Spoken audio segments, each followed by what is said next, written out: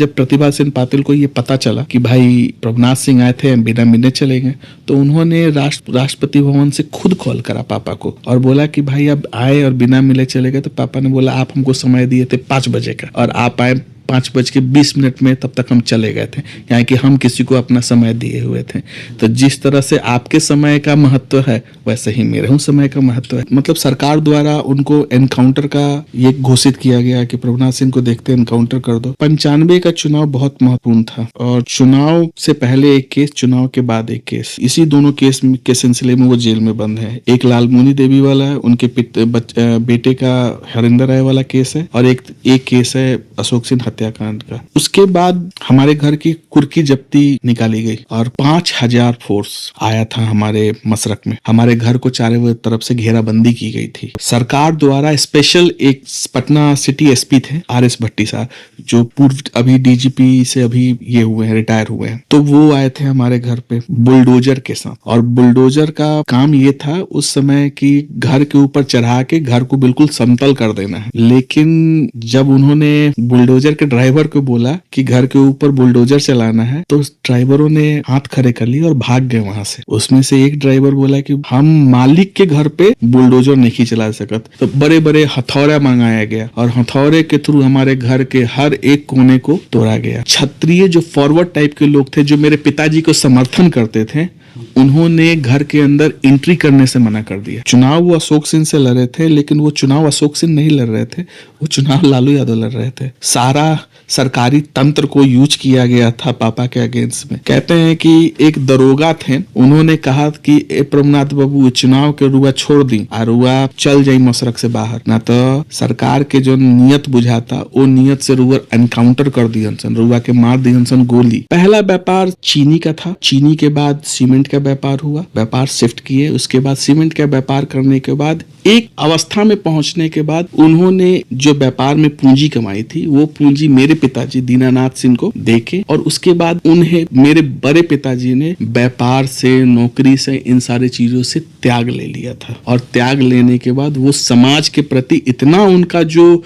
मन में वो चोट लगी हुई थी, लोगों को देख, कलकत्ता वाला चोट, ये लोगों को देख के, उसके बाद समाज में वो कार्य करने घुस गए। ब्रह्मेश्वर मुखिया के बारे में आप जानते हैं, अशोक महतो के बारे में भी आप जानते हैं। इन लोगों को सरकार ने छोड़ दिया और आज भी प्रदेश के 2 बड़े बड़े मुखिया, नीतीश कुमार, इधर आपको योगी आदित्यनाथ, मतलब लगभग 100 से ज्यादा मेंबर ऑफ पार्लियामेंट जो पापा के मित्र आज भी पार्लियामेंट में हैं। बिहार में लगभग 100 से या 150 से ज्यादा ऐसे विधायक हैं जो पापा के साथ काम किया हुआ है, या पापा के अंडर काम किया हुआ है, या पापा से उनके पिताजी के साथ काम किया हुआ है, ऐसे लोग थे।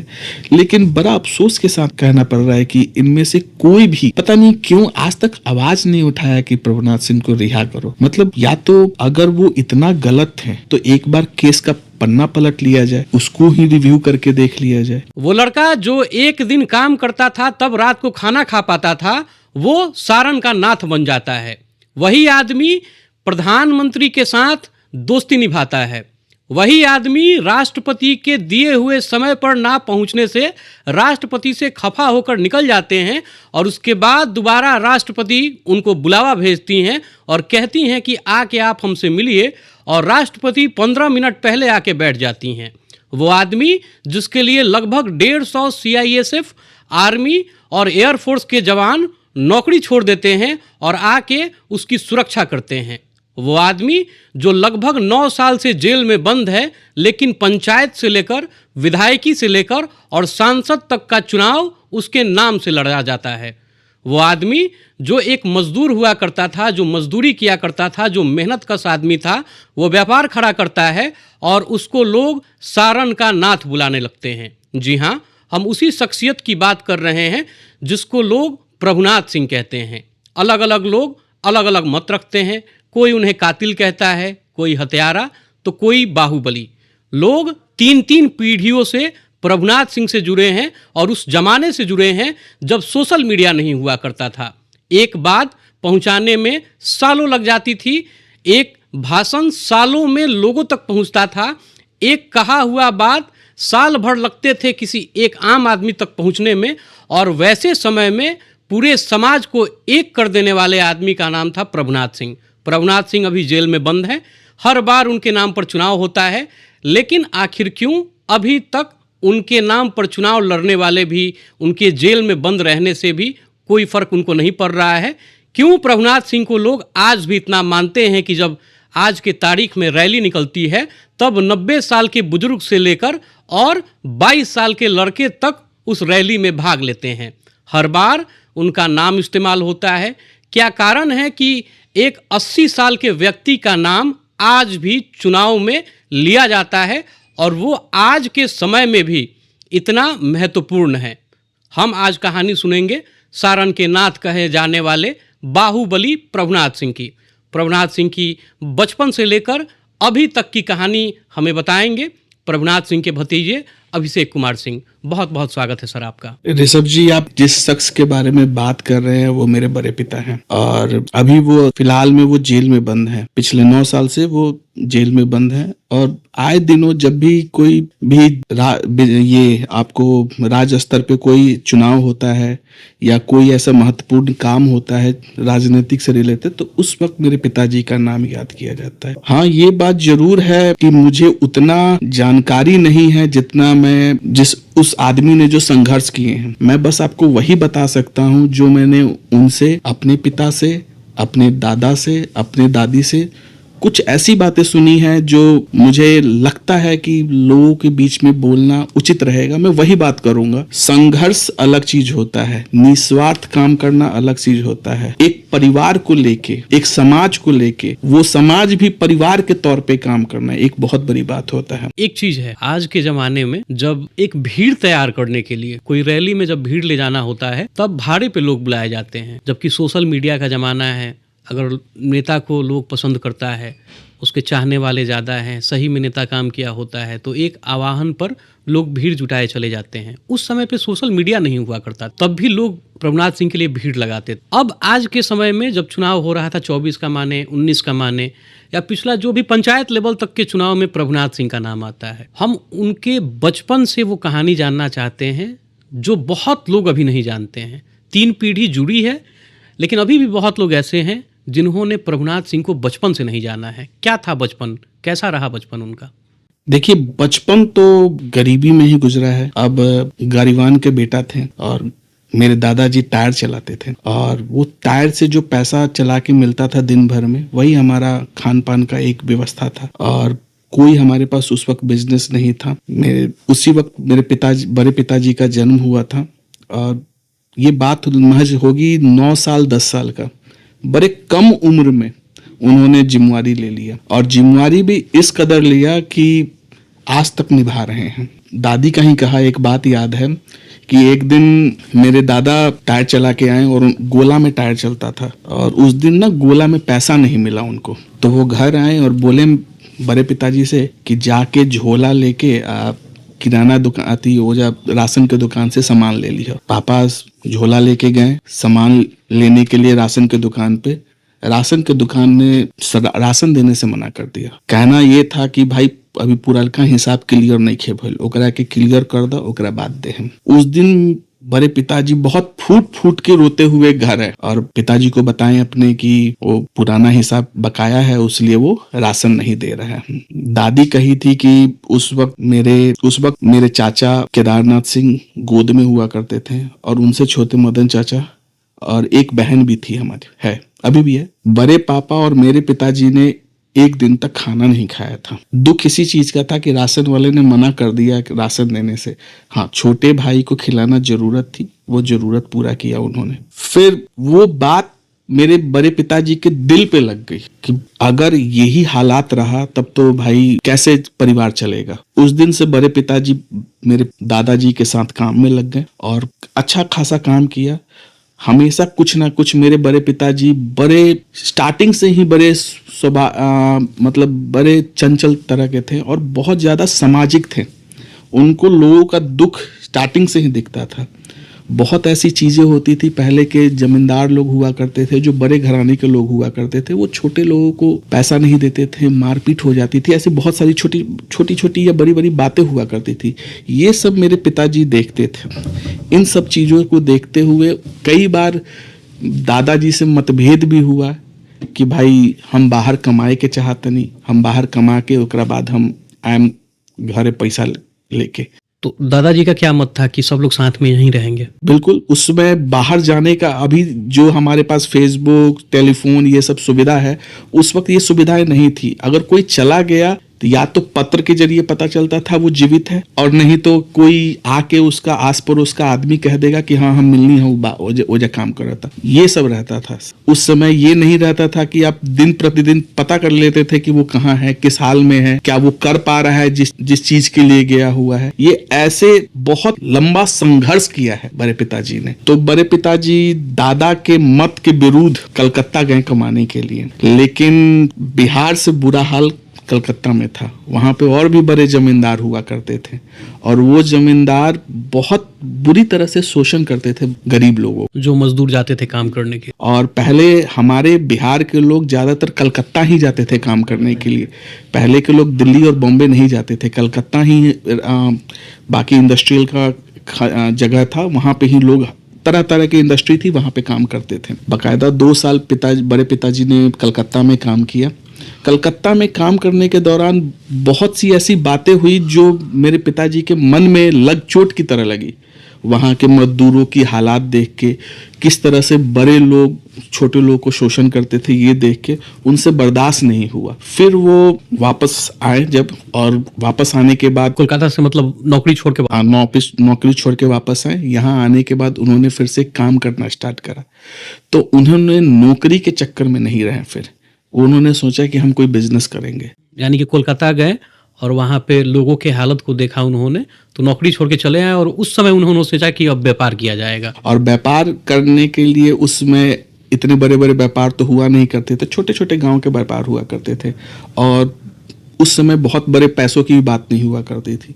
बहुत छोटे अमाउंट से 5,000 रुपये, एक ज़मीन, हमारा पुरखों का ज़मीन था, वो ज़मीन बेच के 5,000 रुपये, जिससे घर में कुछ हमारे ये भी थे, क्या कहते हैं, वो थे ब्याज थे लोगों को देने के लिए, जिन्होंने पैसा लिया गया था उधारी लौटाने वाला, तो उसमें से कुछ पैसा उधारी लौटाया गया, और उसी में से कुछ पैसे से बिजनेस स्टार्ट किया बड़े पिताजी ने। बिल्कुल वही 5,000 रुपये से स्टार्ट करा। लेकिन हाँ, अब कलकत्ता आने के बाद दिमाग बढ़ चुका था, काम करने का उत्साह बढ़ गया था, और काफ़ी मेहनत, दिन रात मेहनत, मतलब मेरे दादी कहती थी कि 18 घंटा वो खाली बाजार में मेहनतें करे, और ओकरा बाद आवे, ओकरा बाद खाना खाए। दादी कहती थी, जब हम अब तो दादी रही नहीं, दादी कहती थी कि पहले हम लोग जैसा 10 किलो 15 किलो आम नहीं आता था, एक आम आता था और 5 भाई और बहन खाते थे। इतना प्रेम था। और यही प्रेम, ये पूरा जो एक संयुक्त परिवार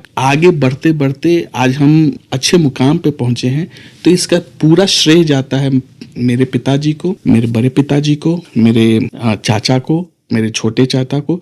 घर में सबने उतना ही संघर्ष करा, लेकिन इन सब संघर्ष के ऊपर पिताजी का सामाजिक संघर्ष, वो बहुत बड़ा संघर्ष था। व्यापार किस चीज का हुआ था? सीमेंट? पहला व्यापार चीनी का था, चीनी के बाद सीमेंट का व्यापार हुआ, व्यापार शिफ्ट किए, उसके बाद सीमेंट का व्यापार करने के बाद एक अवस्था में पहुंचने के बाद उन्होंने जो व्यापार में पूंजी कमाई थी, वो पूंजी मेरे पिताजी दीनानाथ सिंह को देके, और उसके बाद उन्हें मेरे बड़े पिताजी ने व्यापार से, नौकरी से, इन सारी चीज़ों से त्याग ले लिया था। और त्याग लेने के बाद वो समाज के प्रति इतना उनका जो मन में वो चोट लगी हुई थी लोगों को देख, कलकत्ता वाला चोट, ये लोगों को देख के, उसके बाद समाज में वो कार्य करने घुस गए। और कार्य करने के दौरान उन्होंने बहुत सारी मुश्किलों को फेस करा है। अब उसमें से मुझे 1-2 मुश्किल याद आते हैं कि मेरे पिताजी कहते थे कि पहले समाज इतना बड़ा हुआ नहीं करता था, गांव टोला के लोग ही बहुत ज़्यादा सपोर्ट करते थे, और गांव टोला में कभी कभी कुछ ऐसी घटनाएं हो जाती थी जिसमें 1-2 फांक हो जाता था गांव टोला भी, कोई इनका मदद कर रहा है, कोई इनका मदद कर रहा है। मेरे दादाजी बहुत कमज़ोर थे उस समय, भाई में इकलौते थे, और 4 बेटा और 1 बेटी होने के बाद बहुत सहम के रहते थे। मेरे दादाजी के लिए पूंजी मेरा परिवार था, और उस परिवार को ही बढ़ाया और हाँ, वहां से ही सब कुछ हुआ है। तो कहते हैं कि दादी कहती है, जब भी हम घर देखते हैं ना, अपना मसरक वाला घर देखते हैं, बहुत पुराना घर है, अभी तक लग्जरी नहीं हुआ है, पुराना घर ही है अभी तक आप लोगों का। देखिए आम लोगों के लिए वो घर होगा, हमारे लिए वो मंदिर है। उसमें बिना मजदूर के, मतलब जो पहला 4 रूम बना और वो आंगन बना, वो बिना मजदूर के मेरे बड़े पिताजी, दादाजी, इन्होंने अपने कंधे पे सीमेंट और उस समय चूना का यूज होता था, चूना और सीमेंट, बिल्कुल इन सब के प्रयोग से ही वो पहला घर बना है। तो हम उसको कितना भी लग्जरी कर दें, लेकिन अंदर से बाहर से कुछ भी कर सकते हैं, लेकिन वो हमारा पारंपरिक घर है और उसमें खून पसीना हमारे पिताजी का लगा हुआ है। तो उसको हम लोग छेड़छाड़ नहीं करना चाहते और ना उससे हमारा मन भी नहीं उबता। वही घर ही हमारे लिए मंदिर है और वो मंदिर में जैसे हम सबका स्थान दिया हुआ, मेरे पिताजी सबके लिए उतने ही आदरणीय हैं जितने बाहर के लोग मानते हैं। हम भी उतनी ही इज्जत करते हैं अपने पिताजी के, बड़े पिताजी के, सबके लिए हम बराबर की इज्जत है। बस ये घर बनाया, घर बनाने के बाद पिताजी सामाजिक कार्य में बहुत ज्यादा व्यस्त हो गए और मतलब व्यापार आपके पिताजी को सौंप के, यानी दीनानाथ सिंह को व्यापार सौंप के, और प्रभुनाथ सिंह पूरे तरीके से सामाजिक हो गए। बिल्कुल सामाजिक भी हो गए और लोगों से इंटरेक्ट करना, मतलब लोगों से हमेशा बातचीत करना, लोगों को बड़ा प्रभावशाली बात करते थे मेरे बड़े पिताजी, लोगों को बहुत पसंद आता था। तो वैसे ही उनकी जिंदगी स्टार्ट हुई, वहां से ही। एक किस्सा आता है, उनको पहली बार किसी ने नेता कहा था। हाँ, ये बात सही है। उनको पहली बार नेता कहने वाले हमारे पटीदार राम पुकार सिंह का घर है, उनके बेटे जोगिंदर सिंह, उन्होंने ही पहली बार नेता कहा था और बकायदा बाजार में प्रचार करते थे कि ए नेता है हुआ, ए नेता होने जा, हाई काम कर दा। तो उसके पीछे कारण था ना कि छोटे मोटे जो लड़ाइयाँ होती थी ना गांव टोलों के, वो मेरे पापा बड़े आसानी से सुलझा देते थे, जिसके लिए वो थाना मुकदमा इन सब जगह जाने का कोई जरूरत नहीं पड़ता था। तो नेता आस पड़ोस के लोगों ने नेता कहना स्टार्ट करा और मन में एक भावना थी कि भाई समाज के लिए कुछ करना है, तो पापा भी लगातार सामाजिक कार्य में लगे रहे। पहली बार पॉलिटिक्स में इंटरेस्ट कैसे आया? देखिए, पॉलिटिक्स में इंटरेस्ट पापा को इंदिरा गांधी को देख के आया था। इंदिरा गांधी से के बारे में न्यूज में पढ़ते थे, न्यूज़पेपर में पढ़ते थे, पढ़ के लोगों को बहुत कुछ उनसे सीखते। होता ना कि पहले के लोग तो भाई, अब तो था नहीं, कोई एक्शन वीडियो था नहीं, जो था पेपर था और पेपर के थ्रू ही लोग समझते थे बातों को। इंदिरा गांधी की बातें बहुत प्रभावशाली होता करती थी और जो मेरे पिताजी को बहुत अच्छे लगती थी, तो उनसे उनको पॉलिटिक्स में इंटरेस्ट जगा कि पॉलिटिक्स इस तरह से करना चाहिए, एक कराकेदार फॉर पीपल पॉलिटिक्स होनी चाहिए। वो उन्होंने वहां से स्टार्ट करा।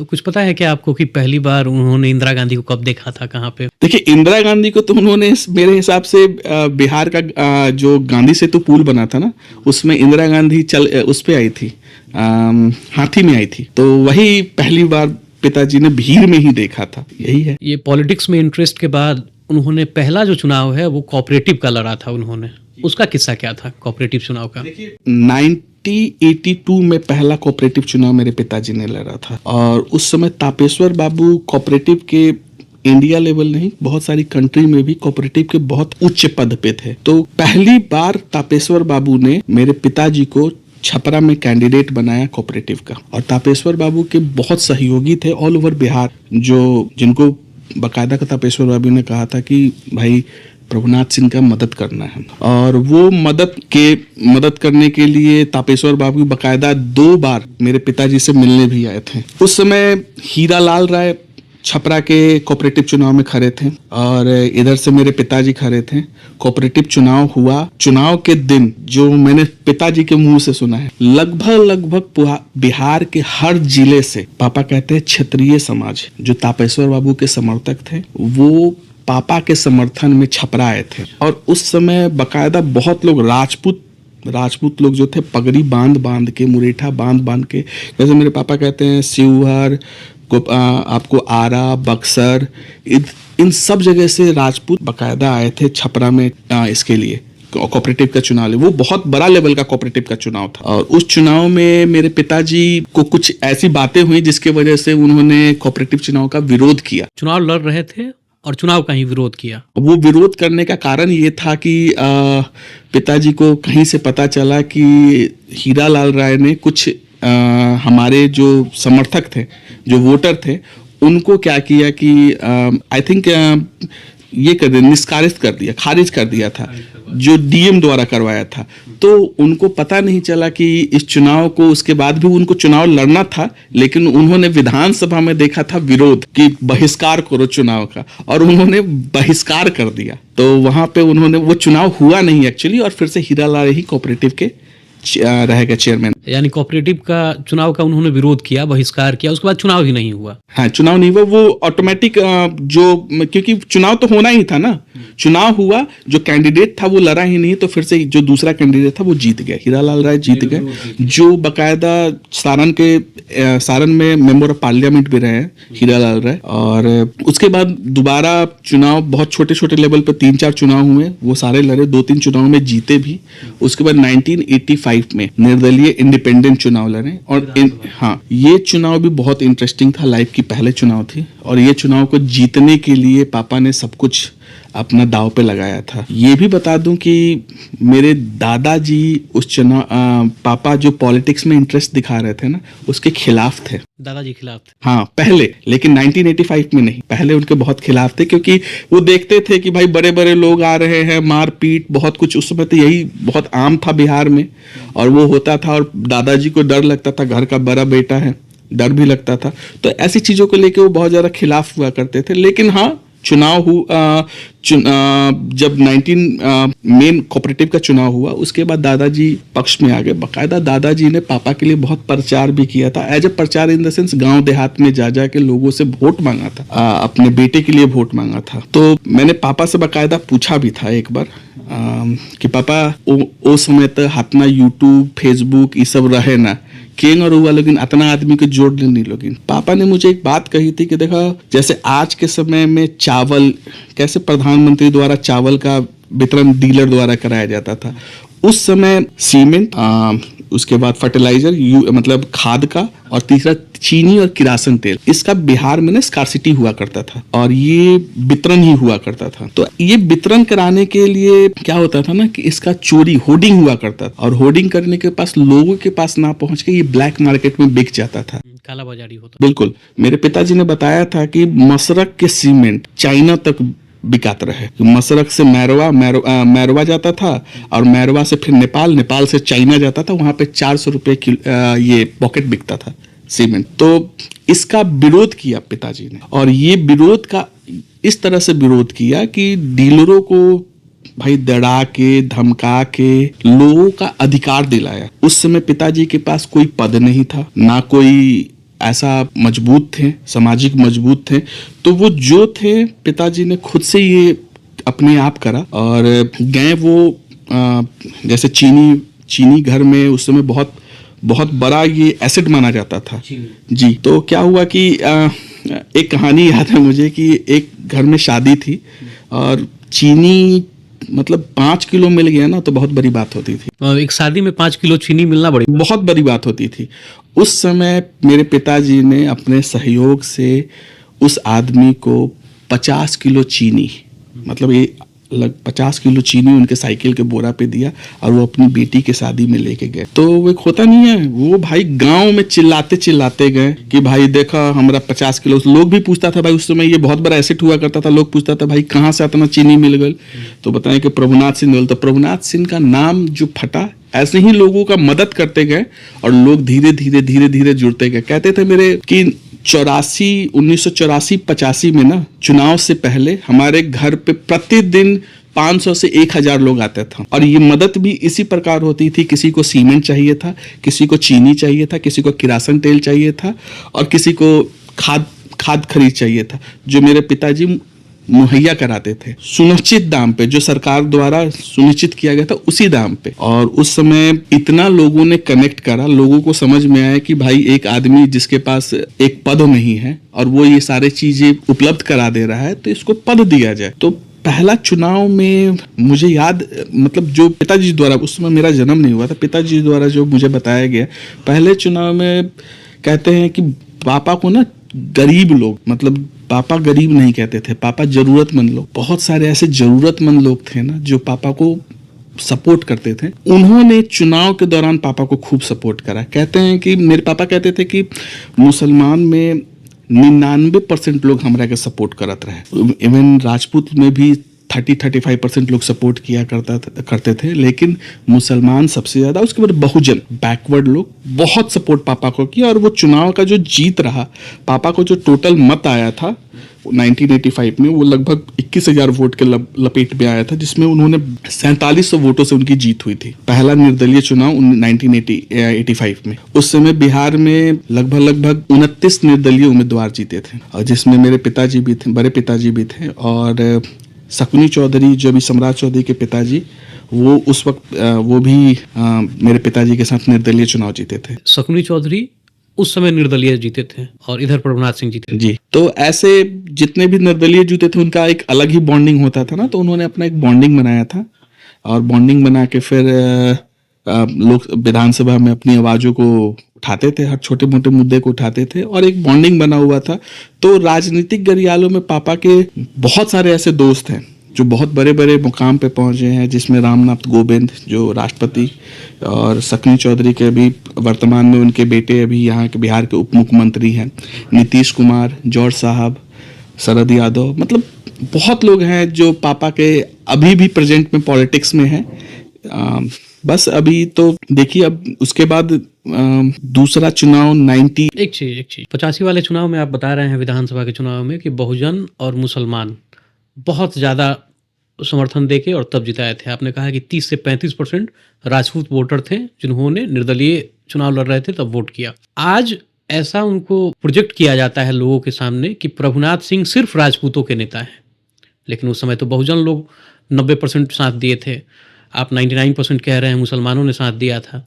तब क्यों आज के तारीख में उनको सिर्फ राजपूतों के नेता ऐसे प्रोजेक्ट किया जा रहा है? देखिए, आज के समय में जेल में जाने के बाद उनके कुछ लोग राजपूत के नेता के रूप में उनको बोलते थे, लेकिन मेरे पिताजी सामाजिक रूप से सबके लिए सेम स्वभाव था और सबके लिए सेम काम करते थे। किसी के लिए ऐसा कोई राजपूत और भुंजार ब्राह्मण के लिए नहीं, क्षत्रिय के लिए हाँ अलग प्रेम था, फॉरवर्ड क्लास के लिए अलग प्रेम था, इसके लिए नो डाउट हम ये कहेंगे, लेकिन ऐसा कुछ नहीं था कि वो सिर्फ राजपूत के नेता थे।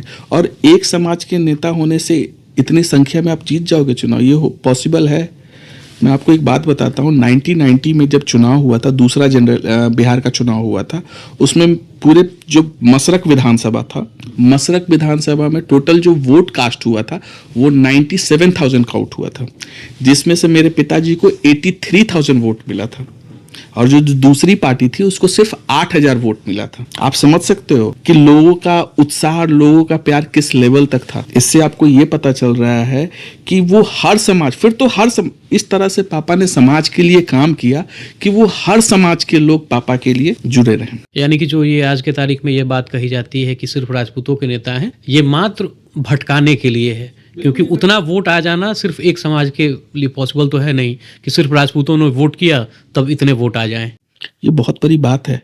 बिहार में दूसरे नंबर के वो कैंडिडेट थे जिनको इतना सारा वोट आया था। पहले नंबर में एक राजू सिंह शिवहर के कैंडिडेट थे, उनको 99,000 वोट से वो जीते थे, और मेरे पिताजी दूसरे नंबर पे थे जो 82,000 वोट आया था उनको। दूसरा विधानसभा चुनाव, ये दूसरा विधानसभा चुनाव के बाद मेरे पिताजी बहुत पॉपुलर हुए जनता पार्टी से। पहला तो 1985 में उन्होंने निर्दलीय जीता 4700 वोट से। फिर दूसरा चुनाव का किस्सा थोड़ा बताइए, दूसरा जो चुनाव हुआ। देखिए, दूसरा चुनाव 1990 में जो जीते, उसके बाद जनता पार्टी में पापा जनता पार्टी के टिकट पे चुनाव जीते थे, और इस पार्टी में इस चुनाव के बाद पापा का जनता पार्टी में एक अलग ही रुतबा था, बहुत ज्यादा संख्या वोटों से। यानी 85 में जब निर्दलीय चुनाव लड़े थे तब उन्होंने जनता पार्टी को चुन लिया था, जनता पार्टी में चले गए। 85 में जो चुनाव लड़े थे मेरे पिताजी, उस समय वो शेर छाप से चुनाव लड़े थे।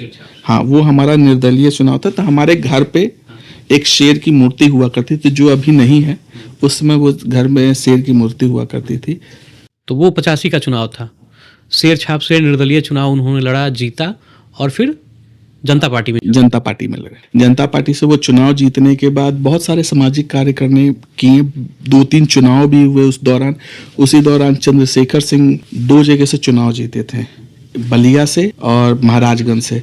तो उन्होंने महाराजगंज की सीट छोड़ के बलिया से चुनाव लड़े और बलिया से सांसद रहे और उस वक्त ही वो देश के प्रधानमंत्री भी बने थे। 90 का चुनाव, दूसरा विधानसभा चुनाव। 90 के चुनाव में देखिए, 90 के चुनाव के बाद पापा बहुत प्रभावशाली थे और प्रभाव तो ऐसा था कि देश के जो प्रधानमंत्री थे वो प्रधानमंत्री बनने के बाद हमारे घर आए थे। चंद्रशेखर बाबू जब प्रधानमंत्री हुआ करते थे तब वो प्रभुनाथ सिंह से मिलने मशरक आए हुए थे। ये किस्सा बड़ा चर्चा में रहता है हमेशा। देखिए, जब पहली बार प्रधानमंत्री बने थे चंद्रशेखर बाबू तो हाँ, ये बात सच है कि वो मेरे व्यक्तिगत रूप से मेरे पिताजी से मिलने के लिए आए थे और वो हेलीकॉप्टर मशरक ब्लॉक पास उतरा था। उस समय हेलीकॉप्टर 1992 में हेलीकॉप्टर उतरना बहुत बड़ी बात होती थी। कहते हैं लोग कि इतना भीड़ था हेलीकॉप्टर देखने के लिए। हाँ, उस समय रेयर था ना, ये चीज़ बहुत रेयर था। और वो मशरक जैसे जगह में, मतलब एक बिहार का कोई पटना में चलिए आम बात है, मशरक के लिए बहुत नया था और बहुत लोग आए थे। और चंद्रशेखर बाबू के स्वागत के लिए लोग हाथी, घोड़ा, ऊंट लेके, मतलब एक होता है ना, इसको उत्साह के रूप में लोग मिलने आए थे। और पापा चुनाव बहुत अधिक वोटों से जीते थे। लोगों का मत और सहयोग इतना मिला था कि पापा से भी जुड़े हुए लोग, बहुत लोग आए थे। तो मैंने पापा से पूछा था कि चंद्रशेखर बाबू क्यों आए थे, तो पापा बोले कि देखो, महाराजगंज सीट रहे नु, ओकरा के छोड़लन नु, तो उनकरा मन में ई जरूर रहे कि हमरा के बोलन अइलन दुआर पे, तो यह बोलन कि देखो प्रभुनाथ, हम तारा से मिले तो आइल बनी, लेकिन एगो और हमार मकसद बा एकरा पीछे। हम चाहतनी कि तू हमरा साथे दिल्ली के लोकसभा सांसद में बैठा। और उस वक्त चुनाव भी हुआ था, एक जनरल इलेक्शन हुआ था जिसमें पापा ने जनता पार्टी के कैंडिडेट को सपोर्ट किया था। राम बहादुर सिंह चुनाव लड़े थे और उसको सपोर्ट करे थे और वो जीते थे चुनाव। और उसके बाद फिर 1995 का चुनाव हुआ। वो चुनाव हमारे परिवार के लिए छिन्न भिन्न का समय था। चुनाव से पहले केस, चुनाव के बाद केस, मतलब लालू यादव की सरकार 1991 में बनी। उस चुनाव के उसके बाद तो पिताजी के साथ मतभेद बढ़ता गया लालू यादव का, और वो मतभेद 1995 के चुनाव में दिखा। जो ज्यादा वोटों से जीते थे वो लालू यादव के नजर में आ गए थे। बिल्कुल नजर में आ गए थे। और थोड़ा सा मेरे पिताजी लालू यादव का, क्योंकि उसके अगेंस्ट में ही थे, विपक्ष में थे, तो लालू यादव का विरोध भी किए थे। उसके वजह से भी अलग में आ गए थे, नजर में आ गए थे। और उसका परिणाम ये हुआ कि चुनाव से पहले केस, चुनाव के बाद केस, और वहाँ से हमारे परिवार की छिन्न भिन्न की तरह स्थिति हो गई थी। चुनाव हार गए पापा। चुनाव हारने के बाद लगातार 2 मर्डर केस में उनका नाम पर। अशोक सिंह से चुनाव लड़े थे। हाँ, चुनाव वो अशोक सिंह से लड़े थे, लेकिन वो चुनाव अशोक सिंह नहीं लड़ रहे थे, वो चुनाव लालू यादव लड़ रहे थे। सारा सरकारी तंत्र को यूज किया गया था पापा के अगेंस्ट में। कहते हैं कि एक दरोगा थे जो चुनाव ड्यूटी पे थे, उन्होंने कहा कि ए प्रभुनाथ बाबू, चुनाव के रुआ छोड़ दी और रुआ चल जाई मशरक से बाहर, ना तो सरकार के जो नियत बुझाता वो नियत से रुआ एनकाउंटर कर दियन सन, रुआ के मार दियन सन गोली।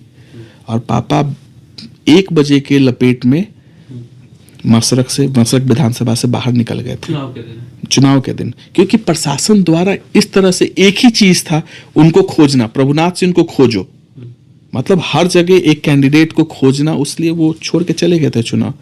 उसी दौरान लालमुनी केस भी हुआ, जिसमें अभी सुप्रीम कोर्ट ने उनको जेल में रखा है, सजा याफ्ता बरकरार करा, जिसमें वो सजा याफ्ता नहीं थे। लोअर कोर्ट और हाई कोर्ट द्वारा उनको जमानत रिहाई मिली हुई थी, लेकिन सुप्रीम कोर्ट ने पता नहीं कौन सा केस का पन्ना पलट लिया कि उनको ये लगा कि ये इंसान फिर से ये गलत करा है और इसको सजा दिया जाए। बाकायदा लालमुनी देवी, जो हरिंदर राय की माँ थी, उन्होंने भी हमारे पक्ष में गवाही दी थी। अगर आज लालमुनी देवी जिंदा रहती तो वो बाकायदा हमारे पक्ष में कहती सुप्रीम कोर्ट में भी। बस यही था कि लालमुनी देवी भी मर चुकी थी, उसके बाद भी सुप्रीम कोर्ट ने पता नहीं डायरी, कौन सी डायरी पलती, जिस डायरी में उनको ये नजर आया कि ये भाई गुनाहगार है और सजा सुनाया। लालू यादव को समस्या किस चीज़ से था? क्या बहुजन जो थे 90% प्रभुनाथ सिंह के पक्ष में थे और मुस्लिम जो थे वो भी 90% के आसपास पक्ष में थे। क्या यही कारण था क्या? क्योंकि लालू यादव का वोट बैंक भी उस समय पिछड़ा मुस्लिम और यादव हुआ करता था, जो मेन आज तक वही वोट बैंक बना हुआ है। तो क्या ये जब वोट बैंक को डिस्टर्ब किया इन्होंने, प्रभुनाथ सिंह ने, क्या ये कारण था लालू यादव के गुस्से का, नाराजगी का, या पीछे पड़ जाने का? देखिए 1992 में एक पत्रकार हुआ करती थी नलिनी सिंह, और उस समय दूरदर्शन के ही वो पत्रकार हुआ करती थी। वो हमारे मसरक आवास पे मेरे पिताजी का इंटरव्यू लेने आई थी। उस इंटरव्यू में उन्होंने कहा था कि एक दरबार दिल्ली में चलता है और एक दरबार मसरक में चलता है। उनका व्याख्या था कि यहाँ पे 85% केस को थाना में ना बजाए हमारे घर पे सॉल्व करते थे मेरे पिताजी। मतलब पहले का लड़ाई, छोटा मोटा लड़ाई हुआ करता था, किसी से जमीन को लेके थोड़ा सा मतभेद हुआ तो ऐसे ही लड़ाई हुआ करती थी, और उसको मेरे पिताजी थाना तक नहीं भेजते थे क्योंकि दोनों पक्ष को प्रॉब्लम होगी कोर्ट में जाने के बाद, और वो हमारे घर पे सुलझा देते थे, जिसके वजह से थाना में केस नहीं पहुंचता था। और दूरदर्शन का मात्र एक ही चैनल था जिसके थ्रू लोग न्यूज़ देखते थे। ये जब प्रसारण हुआ, लालू यादव को खटका भाई कि भाई मैं हूं यहाँ का चीफ मिनिस्टर, और भाई ये इतना आगे बढ़े हुए हैं, भाई कौन है ये। वहां से पन्ना पलटा गया, और पन्ना पलटने के बाद ये दिल में उनके द्वेष था, कहिए कि लालू यादव से मतभेद पिताजी का भरा, और पिताजी बार बार विरोध भी विधानसभा में लालू यादव का क्या करते थे। ये ऐसा नहीं था कि सिर्फ वो इंटरव्यू था, हर छोटे मोटे वक्त पे पिताजी बकायदा लालू यादव का विधानसभा में विरोध करते थे, और वो विरोध को देखते थे लालू यादव, भाई कौन विरोध कर रहा है। पहले तो भाई सीधा सीधा यही था कि जो विरोध करेगा उसको हटा दो, और लालू यादव को उसी वक्त ऐसा महसूस हुआ कि भाई प्रभुनाथ सिंह बहुत बड़े विरोधी हैं उनके, और हमारे ही घर में एक आदमी जो काम करता था वही हमारा प्रतिद्वंदी बन गया, अशोक सिंह।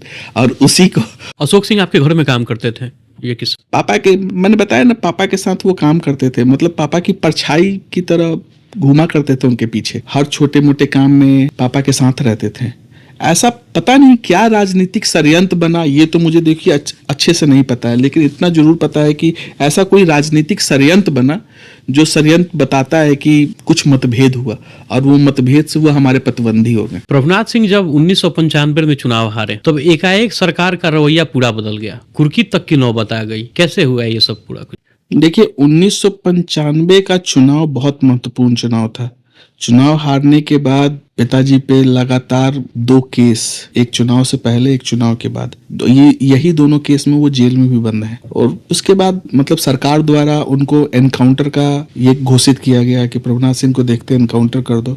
ऑफिशियल था ये? ऑफिशियल था। 1995 का चुनाव बहुत महत्वपूर्ण था, और चुनाव से पहले एक केस, चुनाव के बाद एक केस, इसी दोनों केस के सिलसिले में वो जेल में बंद है। एक लालमुनी देवी वाला है, उनके बेटे का हरिंदर राय वाला केस है, और एक केस है अशोक सिंह हत्याकांड का। उसके बाद हमारे घर की कुर्की जब्ती निकाली गई, और कुर्की जब्ती निकालने के बाद हम बहुत छोटे थे उस समय, लगभग जो लोग बताते हैं कि 5000 फोर्स आया था हमारे मसरक में। हमारे घर को चारों तरफ से घेराबंदी की गई थी, और सरकार द्वारा स्पेशल एक पटना सिटी पुलिस हुआ करते थे, पटना सिटी एसपी थे RS भट्टी साहब, जो पूर्व अभी DGP से अभी ये हुए हैं, रिटायर हुए हैं। तो वो आए थे हमारे घर पे बुलडोजर के साथ, और बुलडोजर का काम ये था उस समय कि घर के ऊपर चढ़ा के घर को बिल्कुल समतल कर देना है। लेकिन जब उन्होंने बुलडोजर के ड्राइवर को बोला कि घर के ऊपर बुलडोजर चलाना है, तो ड्राइवरों ने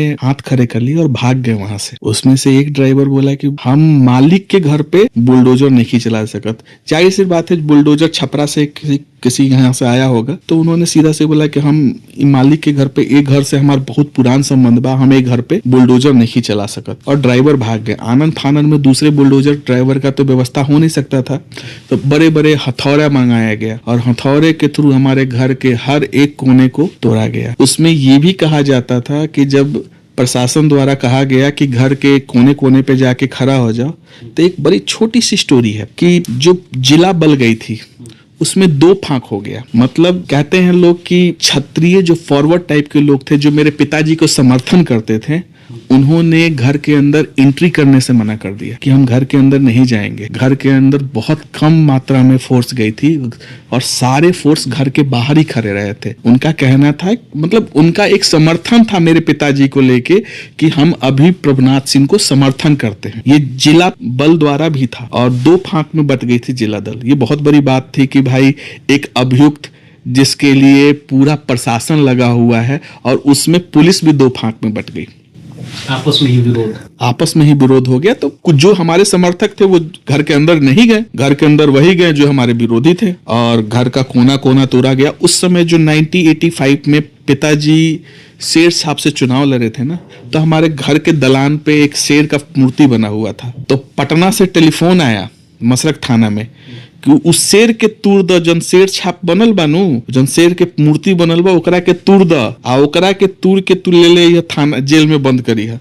मतलब प्रभुनाथ सिंह नहीं मिले तो वो जो शेर की मूर्ति थी उसको तोड़ के लोग लेके गया जेल में बंद करने के लिए, दिखाने के लिए कि हमने बल तोड़ दिया। बहुत सारा प्रशासनिक दबाव आया, उस दबाव को लेके पापा ने सिलेंडर कर दिया था छपरा जेल में। उसके बाद कुर्की जब्ती के बाद, और कुर्की जब्ती में छपरा जेल में फिर पापा आ गए थे। कुर्की जब्ती के बाद छपरा जेल में आ गए थे। घर की माली स्थिति बहुत अच्छी नहीं थी क्योंकि कमाने वाले मेरे घर में बड़े पापा और पापा 2 ही जने थे और दोनों का नाम एज अ अभियुक्त था। तो मेरे पापा बाहर चले गए थे और बड़े पिताजी ने सिलेंडर कर दिया था।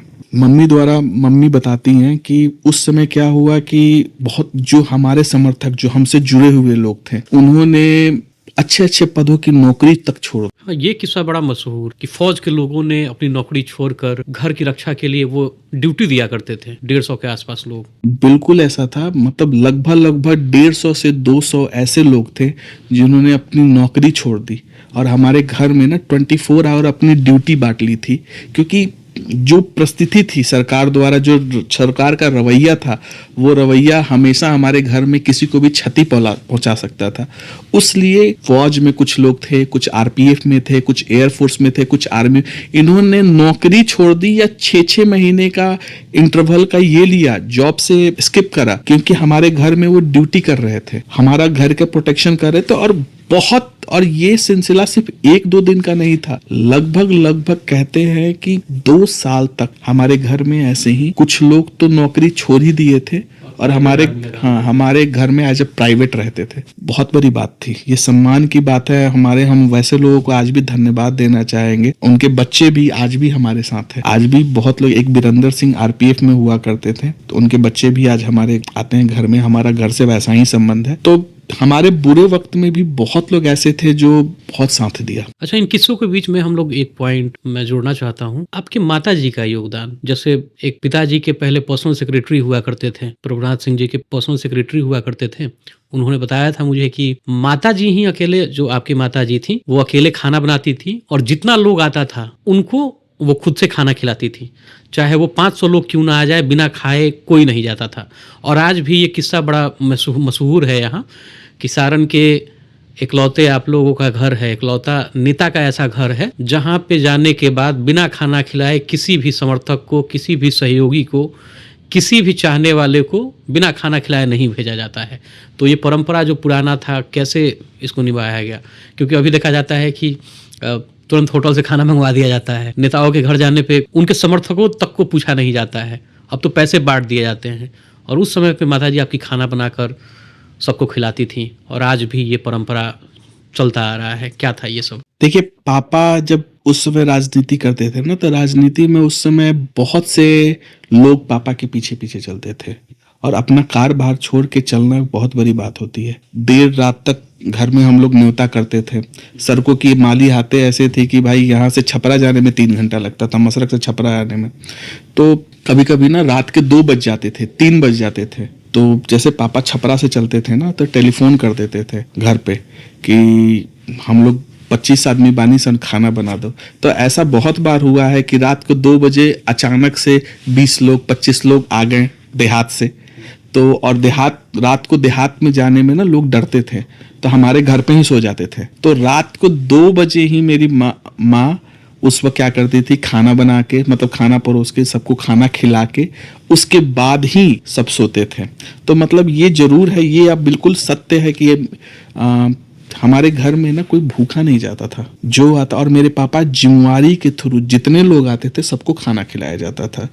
मेरी बड़ी माँ, मेरी माँ और मेरे चाची, ये इनका बहुत बड़ा योगदान। सिर्फ घर में एक इंसान को आगे बढ़ाने के लिए सबने घर में संघर्ष किया है और सबका बराबर का योगदान रहा है। 1995 से 97 तक पिताजी जेल में रहे आपके, प्रभुनाथ सिंह जेल में रहे, और जेल में ही एनकाउंटर का प्लान बना। हाँ, ये बात सच है कि उस समय छपरा के जेल सुपरिटेंडेंट लक्ष्मण सिंह हुआ करते थे और उन्हीं के जेल के कैदी थे मेरे पिताजी। तो पटना से कुछ प्लानिंग बना, पटना के लोगों द्वारा ही प्लानिंग बना होगा कि उनको एनकाउंटर जेल में ही कर देना है, नेताओं के द्वारा बिल्कुल उन्हीं के द्वारा साची रची गई थी।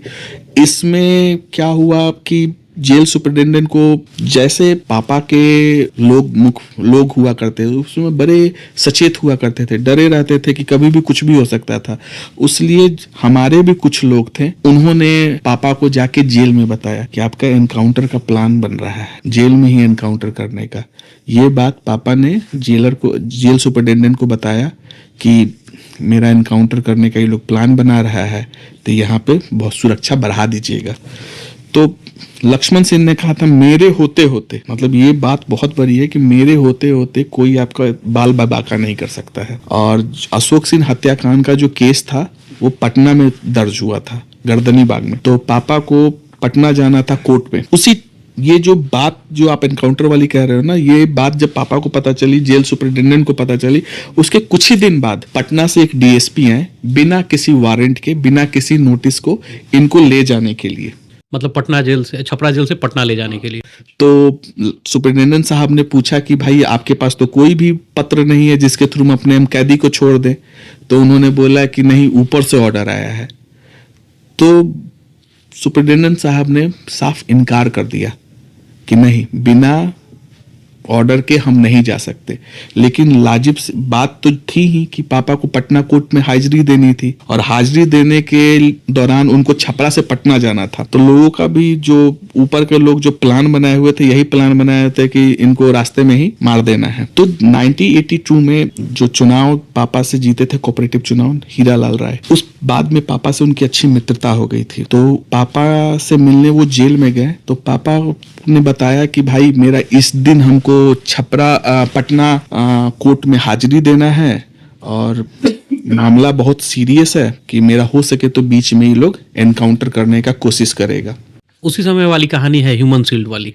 हाँ, तो सुबह के 7:30 बजे छपरा जेल से पापा निकले और पापा ने कुछ बातें कही थी हीरालाल राय को कि भाई आप मेरा सपोर्ट कीजिएगा। तो हीरालाल राय ने, गांधी चौक है ना, यहाँ से लगभग 20 गाड़ियां पापा के लिए एज अ शील्ड बना के पटना लेके गए। उसमें 2-3 ऐसे पापा के सहयोगी प्रशासन में लोग थे जो पापा के लिए अपने जान देने को तैयार थे। उन्होंने बोला कि अगर रउआ के मारे से पहले, जब तक हम ना मरे, रउआ के कोई छू नहीं के सकत। और 9:30 के लपेट में छपरा से पापा पटना कोर्ट में पहुंचे। कोर्ट में पहुंच के वहां पे सीजीएम को पापा ने एक पत्र दिया और पत्र में बताया कि भाई मेरा ऐसे ऐसे यहाँ पे पटना में ये लोग, पटना जेल में रख के मेरा यहाँ पे ही हत्या कराने का ये लोग कोशिश कर रहा है, तो हमको छपरा जेल में ही वापस भेज दिया जाए। सीजीएम ने पत्र पढ़ा और पापा को बोला कि पुलिस प्रशासन द्वारा कि भाई सख्त आदेश दिया कि प्रभुनाथ सिंह को सही सलामत छपरा जेल में वापस पहुंचाया जाए। तब तक ये बात मार्केट में फैल गई थी, क्योंकि पापा छपरा से पटना गए थे तो मार्केट में फैल गई थी। तो पटना से आते के दौरान लोग कहता है दिगवारा से, छपरा से, सोनपुर से लोग पैदल, साइकिल पे गाड़ी के पीछे पीछे भाग रहा था, एक ग्रुप बना के एज ए ह्यूमन शील्ड कि इनको सही सुरक्षित जेल में पहुंचाया जाए, छपरा जेल में। और सही सुरक्षित पापा 4 बजे के लपेट में वापस से छपरा जेल में आ गए। जब आने के बाद यहाँ के जेल सुपरिटेंडेंट भाई औचक रह गए, अरे आपको तो पटना जेल में जाना चाहिए, क्योंकि पटना का केस था। तो पापा ने उनको बताया कि भाई नहीं, छपरा हम सीजीएम को पत्र लिख के दिए कि भाई मेरा वहां पे हत्या हो जाएगा, तो वो हमको छपरा जेल में वापस ट्रांसफर कर दिए। उस समय जो सीजीएम हुआ करते थे वो महेंद्र सिंह पटना के सीजीएम थे कोर्ट के, उनसे ही पापा ने रिक्वेस्ट करी थी। तो हर तरह मतलब लोग इतने चौकस रहते थे ना कि जेल के बाहर लगभग हमेशा 50-60 आदमी मसरक बनियापुर का बैठा रहता था कि कोई अनहोनी ना हो जाए। और ये एक दिन की कहानी नहीं थी। पटना छपरा जेल में पापा 1 साल तक रहे थे और 1 साल तक ऐसे ही लोग बदलते रहते थे और यहाँ पे बैठते थे आसपास में कि कोई अनहोनी ना कर दे। जेल के बाहर एज ए प्रोटेक्शन देते थे। मान लीजिए कि जेल के बाहर लोग प्रोटेक्शन देते थे यहाँ पे, उस समय पे घर के हालात कैसे थे? घर पे सब कैसा था? घर की माली हालत अच्छी नहीं थी। कोई हमारे पास वैसा था नहीं कि 2 पैसे का मदद कर दे। लेकिन कहते हैं ना, समाज बनाने के बाद पापा ने इस तरह से लोगों का काम किया था कि वही लोग हमारे घर में खाना, राशन, पलंग, कुर्की जब्ती में हमारे घर से पलंग चला गया था। घर का जो जंगला का ग्रिल होता है ना, उसको तोड़ के ले गए थे। लेकिन बकायदा 2 दिन बाद लोगों द्वारा वापस से स्थापित किया गया था। लोगों ने अपना फंड लगा के हमारे घर का कोना कोना ठीक कराया था। लालू यादव ने स्पेशल जो फोर्स भेजी थी ना, उस फोर्स ने हमारे घर का कल तक निकाल दिया था। वापस से कल लगा लोगों द्वारा। मतलब संघर्ष हर जगह रहा है और वो समय याद करके ही बहुत दुख होता है कि हमने वो चीजें देखी हैं। और बहुत गर्व इसलिए भी होता है कि पिताजी का किया हुआ लोगों को याद है और आज भी लोग उसी प्रकार हमारे घर पे आते हैं, बैठते हैं और वो बताते हैं, जब उनकी बातें बताते हैं ना कि उन्होंने ये काम कर दिया, तो बड़ा गर्व महसूस होता है कि मैं इस घर में पैदा हुआ हूँ। मुझे एक किस्सा याद है, कुर्की जब्ती जिस दिन हुआ था तो हमारे घर में खाना नहीं बना था। लेकिन आस पड़ोस से, हमारे घर के आस पड़ोस से लगभग 70 से 80 घर से हमारे घर पे खाना आया था।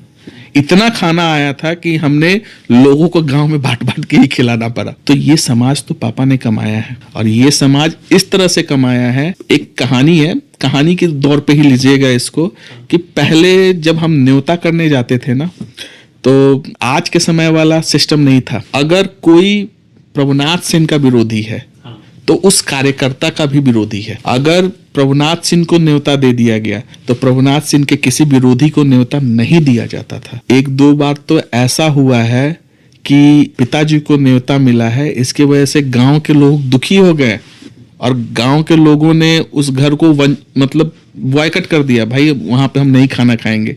लेकिन तभी भी हमारे कार्यकर्ता हार नहीं माने। कार्यकर्ता नहीं, हमारे तो गार्जियन हैं और पापा के वो भाई मित्र हुआ करते थे जो हार नहीं माने और उन परिस्थितियों से ना बाहर निकाले।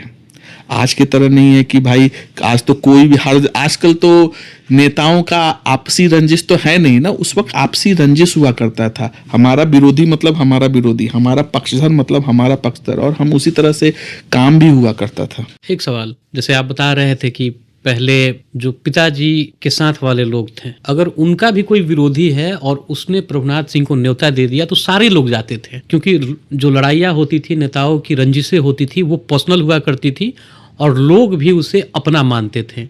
लेकिन अब तो ऐसा होता है कि एक आदमी दोनों पक्ष के लोगों को एक शादी में बुलाता है। तो क्या अब जो लड़ाइयाँ हैं वो कार्यकर्ताओं का हो गया है, नेताओं का नहीं? क्या मानते हैं आप? अब बात सही है, अब ये लड़ाई कार्यकर्ता तक ही सीमित है, नेताओं तक सीमित नहीं है।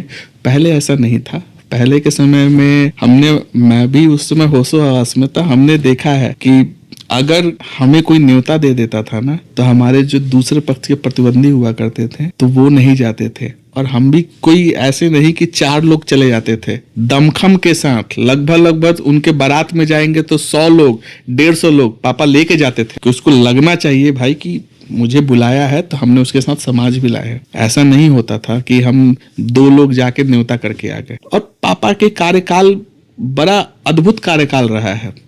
जो उस समय पापा से जुड़े हैं ना, वो आज तक जुड़े हुए हैं। मैं जो बता रहा हूँ ना, ये बहुत छोटी सी बात है कि मैं बस आपको शब्दों में बयान कर सकता हूँ। किसी के लिए ये लाइफ की बात होती थी। आज भी बहुत सारे मैंने घर देखे हैं जो जिस कलर में आपका घर पेंटेड है, जो डिज़ाइन में है, उस डिज़ाइन के अभी भी बहुत सारे घर दिख जाते हैं। पता चलता है कि ये लोग प्रभुनाथ सिंह के समर्थक हैं। ये भी बात सत्य है कि जब हमारा घर का पेंट हुआ करता था तो लोग आके देखते थे कि हाँ भाई ये घर के पेंट हमरो कराए को। और इससे ना आपके और मेरे लिए नहीं होता था, जो हमारे मेरे पिताजी के प्रतिद्वंदी हुआ करते थे नेता, उनको पहले ही पता चलता है भाई ये घर नहीं खे जाए कि ये घर हमार ना है, पहले ही वो घर डिक्लेयर हो जाता था कि ये विरोधी का घर है। और ऐसा बात सही है, आप भी आज भी जाइए बनियापुर, मसरक, कुछ छपरा में, कुछ महाराजगंज में ऐसे आप घर देखेंगे जो हमारे घर से रिलेटेड पेंटेड है।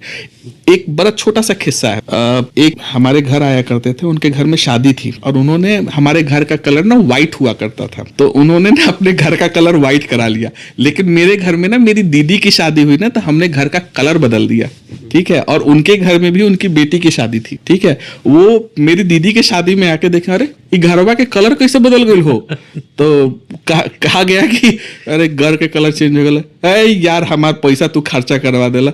बकायदा मेरी दीदी की शादी अटेंड करने के बाद वो अपने घर पे गए और अपने घर का कलर फिर मेरे घर का कराया।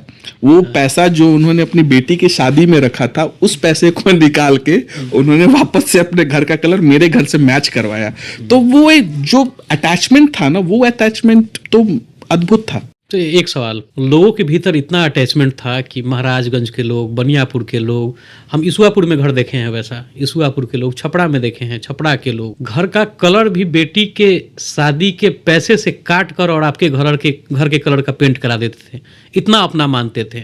न्योता में भी विरोधी के घर भी चले जाते थे, जब अपने नेता को न्योता मिल जाता था तब इतना सारण उनको मानता था। लेकिन इस बार के चुनाव में कहा गया कि प्रभुनाथ सिंह का परिवार बाहरी है, और कहने वाले भी आपके अपने लोग थे, जो कभी रिश्ते में भी अपने साथ रहने वाले लोग, जो कभी प्रभुनाथ सिंह के साथ पीछे खड़े होकर फोटो खिंचाते थे। दिखता है बहुत सारे फोटोज आए हैं। लोग भी बताते हैं कि हमेशा से प्रभुनाथ सिंह ने उनको सहारा दिया, साथ दिया, आगे बढ़ाया।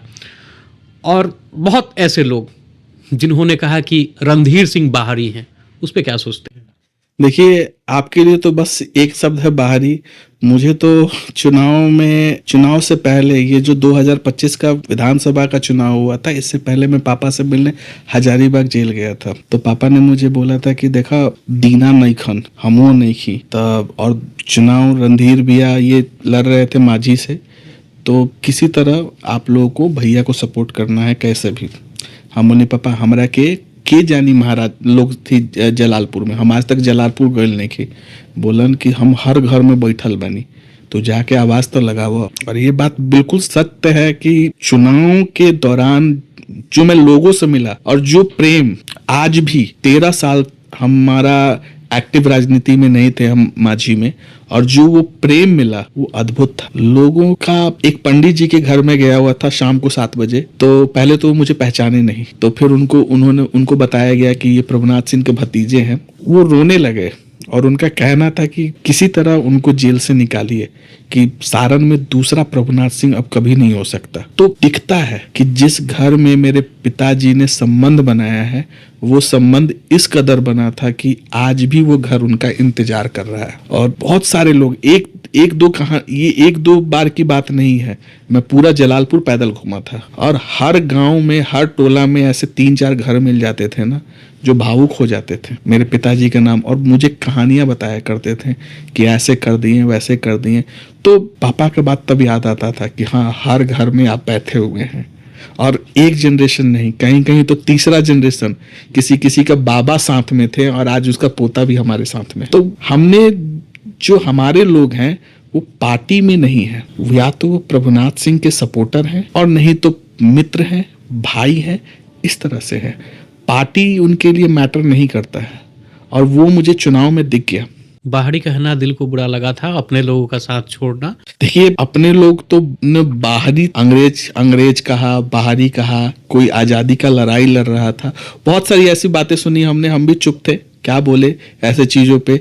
जिस इंसान ने 25 साल तक अपना पूरा समर्थन, अपना पूरा जीवन एक विधानसभा और लोकसभा के लिए छोड़ दिया, उसको आज आप 9 साल से जेल में बंद है। उस इंसान को ये भी नहीं पता कि भाई लोग मेरे बारे में क्या बातें कर रहे हैं। और रोज वो पेपर में अगर कहीं से सुन लिया और पढ़ लिया कि रोज यही चर्चा होती थी कि आज मुझे अंग्रेज कहा गया, आज बाहरी कहा गया, आज मुझे मुगल तक कहा गया था, कैसा लगता होगा। और ये हम तो भाई बच्चे हैं, हम तो सिर्फ सुन के चलिए एक बार सोचते थे और गुस्सा भी आता था, लेकिन उस इंसान को कैसा लगता होगा जिसने अपना पूरा जीवन वहां पे दे दिया, और उसी वजह से वो आज काल कोठरी में बंद भी है। और बहुत सारे लोग थे जो मेरे पिताजी से फायदा लिया है, बिजनेस में फायदा, नौकरी में फायदा, बहुत सारे ऐसे हैं। और ऐसे लोग थे जो निस्वार्थ रूप से मेरे पिताजी के एक वचन पे रणधीर भैया के लिए मदद कर रहे थे, और कुछ लोग ऐसे थे जो पैसा कमा के और वही पैसा उनके बेटे को हराने के लिए मदद कर रहे थे, पैसा बांट रहे थे पार्टी में चुनाव में कि वो चुनाव कैसे हार जाए। तो सुन के बहुत खराब लगता है, और वैसे लोगों के बारे में ज्यादा मुझे बात करने की आवश्यकता है नहीं। चलिए, पहला जनरल इलेक्शन एमपी का जो समता पार्टी से चुनाव लड़े थे प्रभुनाथ सिंह, पहला जनरल इलेक्शन 1997 में पिताजी चुनाव लड़े थे, और बिहार में दूसरे नंबर पे सबसे ज्यादा वोटों से जीते थे। 2,47,000 वोटों से चुनाव जीते थे। चुनाव जीतने के बाद 13 महीने बाद अटल बिहारी वाजपेयी की सरकार गिर गई और वापस से चुनाव हुआ 1999 में, और उस चुनाव में फिर से चुनाव कॉन्टेस्ट किए, लेकिन वो चुनाव जदयू पार्टी से लड़े। और एक बीच में किस्सा आता है अटल बिहारी वाजपेयी का। अटल बिहारी वाजपेयी के सरकार में ही थे, उन्हीं के पार्टी में थे प्रभुनाथ सिंह, और उन्हीं का उन्होंने विरोध कर दिया सांसद में। हाँ, ये बात सत्य है कि एक बार ऐसा सदन में हुआ था कि पापा ने अटल बिहारी वाजपेयी का विरोध नहीं किया था। कुछ ऐसी बातें थी जो बिहार में, यूपी में, सब जगह ना पेट्रोल, उस वक्त पेट्रोल पंप ना लॉटरी द्वारा निकाला गया था, और लॉटरी में बहुत लोगों को मिला था। और उस समय पेट्रोल पंप के जो पेट्रोलियम डिपार्टमेंट के जो ये थे मंत्री रहा करते थे केंद्र के, वो थे राम नाईक, महाराष्ट्र के सांसद थे और पेट्रोलियम मिनिस्टर हुआ करते थे। तो अटल बिहारी वाजपेयी का विरोध नहीं करा था। पिताजी ने बोला था वहां पे सदन में कि अगर कोई अच्छे कार्य का श्रेय प्रधानमंत्री ले रहे हैं, तो कोई काम अगर खराब होता है तो उसका भी श्रेय प्रधानमंत्री को लेना चाहिए। आपने पोखरण करा, देश ने तालियां पीटी, आपका पीठ थपथपाया गया, ये श्रेय आपने लिया।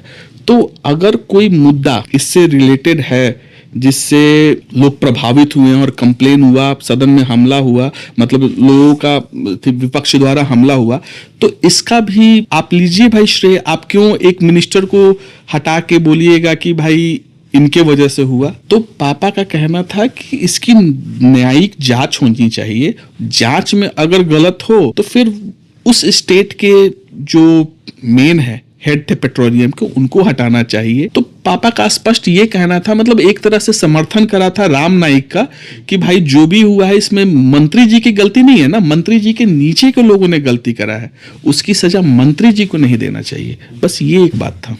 नीतीश कुमार जी से कैसे संबंध थे प्रभुनाथ सिंह के शुरू में?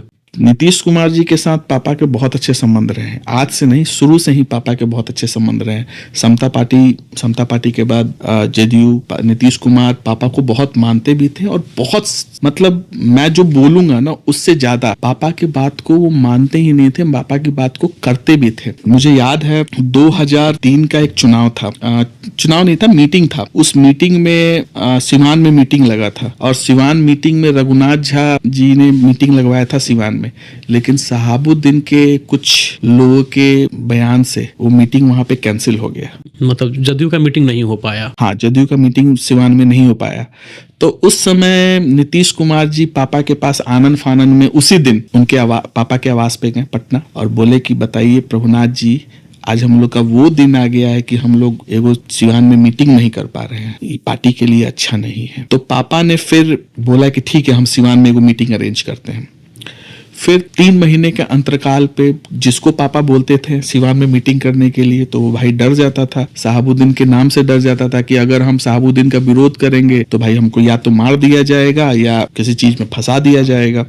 उसमें अभी जो रघुनाथपुर से जिन्होंने चुनाव लड़ा है, जीसू सिंह, हाँ, उन्होंने पापा को बोला था कि भैया ठीक बा, हम मीटिंग करें, अब तो हमारा मरही के बा, लेकिन तब वो हम ही मीटिंग करें। और जीसू भैया ने मीटिंग का एक तारीख तय किया। तारीख तय करने के बाद जो अध्यक्ष थे रघुनाथ झा, उनको बोला गया कि भाई इस दिन सिवान में मीटिंग है। उस मीटिंग में पापा ने अपना पूरा बल के साथ सिवान पहुंचने का प्लान बनाया था। तो मीटिंग से कुछ क्षण पहले पापा को फोन आया और बोला कि रघुनाथ झा मीटिंग में नहीं आएंगे। पापा ने मीटिंग रख दिया था तो मीटिंग में तो जाना ही था। तो मसरक से लगभग 150 गाड़ी, माझी, एकमा सब लोग लेके लगभग 500 से 700 गाड़ी सिवान मीटिंग के लिए रवाना हुआ। उसमें बहुत से लोग थे जो एक्टिवली, क्योंकि सहाबुद्दीन के घर में मीटिंग करना था, सहाबुद्दीन की तूती बोलती थी, लोग तो झंडा भी नहीं लगाता था विरोध में। उस वक्त पहला मीटिंग सहाबुद्दीन के खिलाफ कचहरी के पास ही एक जगह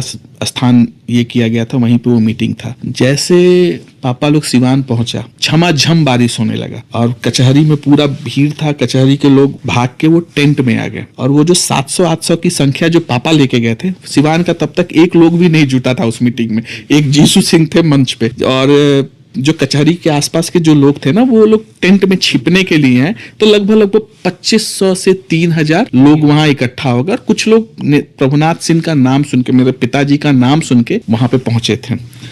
पापा ने भी सहाबुद्दीन का जोरदार विरोध 1.5 घंटे तक मीटिंग करा और वो एक सक्सेसफुल मीटिंग रहा। उसके बाद मजबूत मतभेद हुआ सहाबुद्दीन से। सहाबुद्दीन साहब से हमारा बहुत मतभेद भी हुआ, तो बहुत तगड़ा मतभेद हुआ। मतभेद का ये आलम था कि सहाबुद्दीन साहब को जब पटना जाना होता था तो मसरक के रास्ते नहीं जाते थे, मुजफ्फरपुर के रास्ते जाते थे। और हम लोगों को भी भाई जब सिवान वाले रास्ते में जाना होता था तो भाई हम लोग भी अवॉइड करते थे, नहीं जाते थे। उस समय कहते हैं कि उसके बाद जीसू सिंह जो थे ना, वो एक आदमी से मिला है जिनका नाम है ओम प्रकाश यादव। ओम प्रकाश यादव सहाबुद्दीन से सताए हुए आदमी थे और सहाबुद्दीन से सताने के अलावा वो कांग्रेस के जिला अध्यक्ष हुआ करते थे वहां के। तो पापा ने उनसे पूछा कि का हो, तू चुनाव लड़बा सहाबुद्दीन के खिलाफ में? तो ओम प्रकाश यादव ने कहा कि हाँ भैया, हम सर पे कफन बांध ले बने, क्योंकि कहा जाता था जो सहाबुद्दीन के खिलाफ चुनाव लड़ता था उसको मार दिया जाता था। तो पहला बार चुनाव भी लड़े और चुनाव में उनकी हार हुई, लेकिन वोट का संख्या अच्छा था, लगभग 2 लाख वोट ओम प्रकाश यादव को मिला था। फिर साहब उन्होंने 5 साल तक प्रयास करा और दूसरी बार चुनाव जीत भी गए। ये बात मैं जो आपको बता रहा था 2003-4 की बात बता रहा था। एक किस्सा बड़ा मशहूर है, जेल कांड वाला, जब जिला के कप्तान कृष्ण कुंदन हुआ करते थे। 2002-3 की बात है, वो किस्सा थोड़ा बताएंगे? उसमें बड़ा महत्वपूर्ण योगदान माना गया प्रभुनाथ सिंह का। देखिए, ये 2003 के आसपास का घटना है। छपरा जेल के कैदियों ने ना जेल के प्रशासन को ये बंदी बना लिया था, हाईजैक कर लिया था और ये मामला इंटरनेशनल हो गया था। प्रशासनिक रूप से लालू यादव की सरकार थी और ये मामला बहुत हाई लेवल पे पहुंच गया था। छपरा में 144 लगा था यहाँ पे जब ये कांड हुआ था। तो उस वक्त जेल में कुछ लोग ऐसे थे जो पूरे जेल पे पॉलिटिक्स कर रहे थे कैदियों पे, और उन्होंने मतलब ऐसा कुछ प्लान बनाया था कि भाई कुछ गड़बड़ कर देंगे। उसमें 2-3 आई थिंक 4-5 हत्या भी हो गई थी जेल में।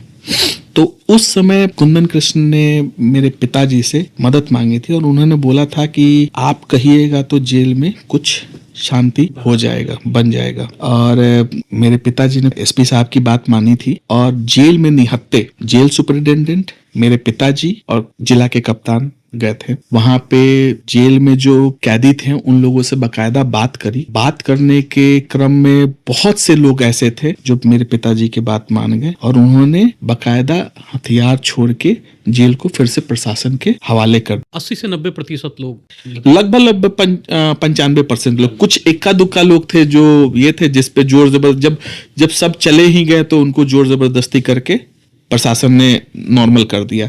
लेकिन जैसे जब कोई अच्छा काम करने आता है ना, कुंदन कृष्ण को हम बहुत अच्छे कप्तान, जिला के कप्तान के रूप में लेते हैं। जिला में क्राइम को खत्म कर दिया था, बिल्कुल निचले लेवल पे क्राइम आ गया था, अपराधियों के मन में डर पैदा कर दिया था। लेकिन ये जो जेल कांड हुआ था उनके ऊपर केस भी हुआ था और केस के दौरान ह्यूमन राइट वालों ने उन पे केस करा था, बकायदा जेल सेल में जाके गवाही भी हुई थी उनके खिलाफ, लेकिन सब उनके पक्ष में गवाही मिली थी और उसमें उनको बाइज्जत बरी कर गई। तो ये एक मामला है जिसमें मेरे पिताजी ने महत्वपूर्ण भूमिका अदमाई थी ये जेल कांड को बचाने के लिए, और ये इंटरनेशनल BBC पे भी ये खबर चल रही थी। नीतीश कुमार जी से लंबा अच्छा व्यक्तिगत संबंध था प्रभुनाथ सिंह जी का, लेकिन एक लंबा मित्रता के बाद नीतीश कुमार से ही मतभेद हो गया उनका। ये किस्सा कैसे हुआ, क्या हुआ, क्यों मतभेद हुआ? देखिए, मतभेद राजनीतिक था, व्यक्तिगत नहीं था। मेरे पिताजी स्वाभिमानी टाइप के आदमी है, स्वाभिमान के लिए वो कुछ भी करने को रेडी रहते हैं। कुछ ऐसी परिस्थितियां आई जिसमें नीतीश कुमार की बातें उनको समझ में नहीं आई, जिसके एवज में उन्होंने नीतीश कुमार से दरकिनार कर लिया और बाद में 2009 के चुनाव के बाद उन्होंने बकायदा लालू यादव का पार्टी का दामन थाम लिया था। उस वक्त लालू यादव के टोटल 2009 के चुनाव के समय लालू यादव का टोटल 22 या 23 विधायक हुआ करते थे तब पापा ने, और 4 MP हुआ करते थे। 23 और 4 हुआ करते। हाँ, तब मेरे पिताजी ने उस वक्त जाके आरजेडी ज्वाइन करा था और 2015 का जब चुनाव हुआ था उसमें फिर से वापस से आरजेडी को बहुत महत्वपूर्ण सीटें मिली थी और मेरे पिताजी बाई इलेक्शन में, उस समय के जो वर्तमान सांसद थे उनका हार्ट अटैक से देहांत हो गया था, उमाशंकर सिंह। उसके बाद मेरे पिताजी ने री इलेक्शन लड़ा और री इलेक्शन में वो बकायदा 1,37,000 वोटों से चुनाव जीते थे आरजेडी से। एक किस्सा बीच में और बड़ा महत्वपूर्ण है। प्रतिभा देवी सिंह पाटिल राष्ट्रपति हुआ करती थी। प्रभुनाथ सिंह उनसे मिलने गए, बिना मिले लौट आए और फिर दोबारा प्रतिभा देवी सिंह पाटिल ने उनको बुलावा भेजा कि प्रभुनाथ बाबू आप आइए, हमको आपसे मिलना है। ये किस्सा क्या था? देखिए, ये किस्सा कुछ ऐसा है ना कि पिताजी ने राष्ट्रपति, उसमें प्रतिभा सिंह पाटिल राष्ट्रपति हुआ करती थी और पिताजी ने समय लिया था मिलने के लिए, कोई अपनी बात करने के लिए समय लिया था। उस दौरान क्या हुआ, प्रतिभा सिंह पाटिल आई थिंक 5 बजे का समय लिया हुआ था पापा ने और पापा अपने टाइम पे 5 बजे पहुंच गए थे। राष्ट्रपति को आने में लगभग 15 से 20 मिनट लेट हो गया। उसके बाद पापा वहां से उठ के, एक अंकल थे जो एम्स में भर्ती थे, दिल्ली एम्स में भर्ती थे, उनको देखने के लिए चले गए एम्स, क्योंकि उन्होंने समय दिया था कि मैं इतने बजे वहां आऊंगा, तो वहां चले गए। तो वापस से जब प्रतिभा सिंह पाटिल को ये पता चला कि भाई प्रभुनाथ सिंह आए थे, बिना मिलने चले गए, तो उन्होंने राष्ट्रपति भवन से खुद कॉल करा पापा को और बोला कि भाई अब आए और बिना मिले चले गए। तो पापा ने बोला आप हमको समय दिए थे 5 बजे का और आप आए 5:20 में, तब तक हम चले गए थे, यानी कि हम किसी को अपना समय दिए हुए थे। तो जिस तरह से आपके समय का महत्व है वैसे ही मेरे समय का महत्व है। जिनसे मिलने गए थे वो कोई बड़े नेता थे? कोई बड़े नेता नहीं थे, हमारे क्षेत्र के पापा के मित्र हुआ करते थे, वो बीमार थे, बस उन्हीं को देखने गए थे पापा। कोई बहुत बड़े नेता नहीं थे, पापा के मित्र हुआ करते थे बस। फिर उसके बाद दोबारा समय उन्होंने दिया? हाँ, दूसरी बार फिर प्रतिभा सिंह पाटिल बोले फिर बताइए आपको कितने बजे का समय चाहिए।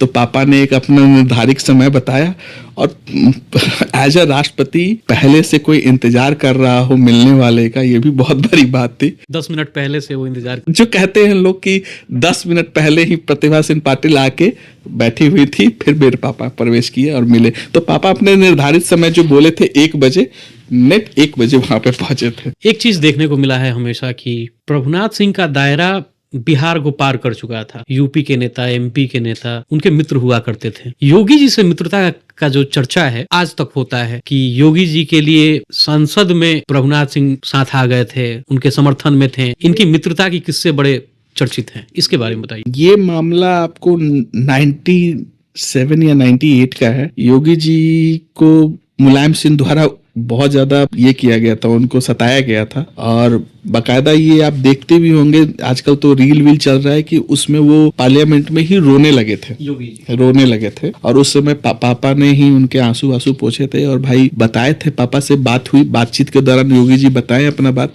और वो समय था जिससे उनकी बहुत अच्छी मित्रता हो गई पिताजी से। और उसके बाद वो लगातार पिताजी से क्योंकि पहली बार योगी जी भी सदन में उसी वक्त पहुंचे थे और पापा भी उसी वक्त सदन में पहुंचे थे, तो मित्रता हो गई और वो मित्रता और अच्छा समय, क्योंकि महाराजगंज से बिल्कुल जुड़ा हुआ था, बहुत ज्यादा दूर नहीं था गोरखपुर, तो पापा का हमेशा से योगी जी के प्रति मित्रता और योगी जी भी हर छोटे मोटे सजेशन पूछा करते थे पापा को कि कैसे ऐसे किया जाएगा।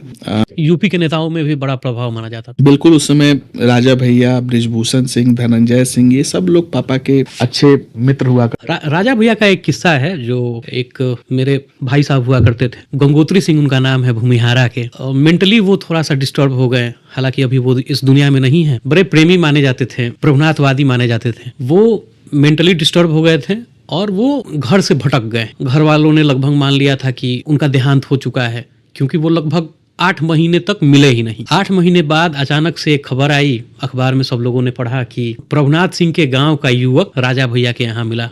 वो कुंडा चले गए थे भटक के और वहां राजा भैया ने उनसे पूछा तो इन्होंने नेताजी का नाम बताया था कि हम प्रभुनाथ सिंह के भतीजा हैं। और तब राजा भैया ने उनको भूमिहारा भिजवाया था कि ये हमारे जानने वाले प्रभुनाथ बाबू के भतीजा हैं और उनको भूमिहारा भिजवाया था। तो ऐसे ऐसे किस्से बहुत, देखिए ऐसे किस्से हैं। एक जो मैं जानता हूँ, मैं आपको बता, मेरे गांव के बगल में एक पंडित जी थे, उनका दोस्त कुंडा में था, उनकी शादी थी। उस शादी में मतलब उनका राजनीतिक में कोई ऐसा नहीं है, हस्तक्षेप नहीं था, ना राजनीतिक से दूर तक लेना देना कुछ नहीं था। वो अपने दोस्त के शादी में गए हुए थे, तो हल्दी का ये था, तो हल्दी चढ़ाने वो भी अपने दोस्त के हल्दी चढ़ाए। हल्दी चढ़ाने के बाद राजा भैया भी उस हल्दी के कार्यक्रम में आए थे, उन्होंने हल्दी चढ़ाया। तो राजा भैया का आदत है कि भाई कोई अपरिचित आदमी होता है ना, तो उसके बारे में पूछ लेते थे कि भाई ये कौन आदमी है। उसी उन्होंने पूछा कि भाई सब लोग तक गाँव के बा अपने बा, ये आदमी कौन है। तो उन्होंने बोला कि मेरा घर छपरा जिला हुआ।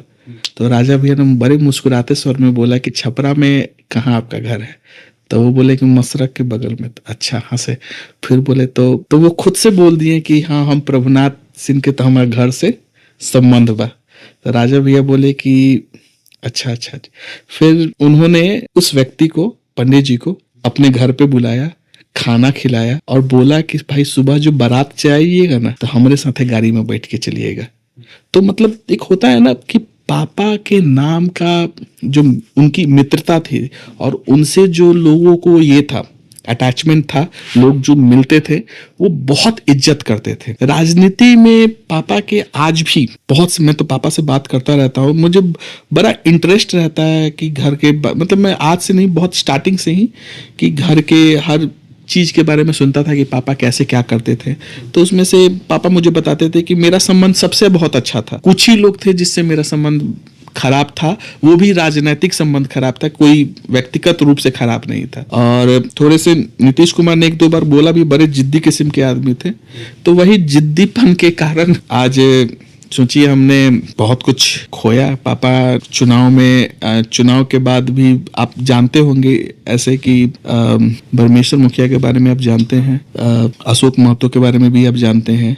इन लोगों को सरकार ने छोड़ दिया और आज भी मतलब प्रदेश के दो बड़े बड़े मुखिया, नीतीश कुमार, इधर आपको योगी आदित्यनाथ, लगभग ब्रिजभूषण शरण सिंह, मतलब लगभग 100 से ज्यादा मेंबर ऑफ पार्लियामेंट जो पापा के मित्र आज भी पार्लियामेंट में हैं। बिहार में लगभग 100 से या 150 से ज्यादा ऐसे विधायक हैं जो पापा के साथ काम किया हुआ है या पापा के अंडर काम किया हुआ है या पापा से उनके पिताजी के साथ काम किया हुआ है, ऐसे लोग थे। लेकिन बड़ा अफसोस के साथ कहना पड़ रहा है कि इनमें से कोई भी पता नहीं क्यों आज तक आवाज नहीं उठाया कि प्रभुनाथ सिंह को रिहा करो। मतलब या तो अगर वो इतना गलत थे तो एक बार केस का पन्ना पलट लिया जाए, उसको ही रिव्यू करके देख लिया जाए कि सिर्फ प्रभुनाथ सिंह की कुछ ऐसी बातें थी ना जो कुछ लोगों को पसंद नहीं थी। आज भी अगर वो बाहर आएंगे ना तो कुछ लोगों का राजनीतिक जीवन ठंडा बस्ता में चला जाए। मतलब प्रभुनाथ सिंह के आने से उनका जो राजनीतिक करियर है वो खत्म हो जाएगा। बिल्कुल हो जाएगा। तो वो लोग नहीं चाहते हैं वो बाहर आए। वही लोग प्रशासन में, ब्यूरोक्रेट, जुडिशियरी में अपने आदमी को लगा के और ये केस फौजदारी जैसा जो चीज है एकदम इसको बढ़ाते रहते हैं। और ये मैं मानता हूं, मैं दिखता भी है। नहीं तो आप खुद बताइए 2025 का चुनाव, 2024 का चुनाव, हर एक विधानसभा में छपरा, खास करके छपरा कमिश्नरी में ऑलमोस्ट हर विधायक उनकी रिहाई की बात कर रहा है। हर 2 MP हैं हमारे, आपके रूडी जी भी 2-3 बार बोल चुके प्रभुनाथ सिंह की रिहाई के बारे में, गिरिराज सिंह ने भी रिहाई के बारे में।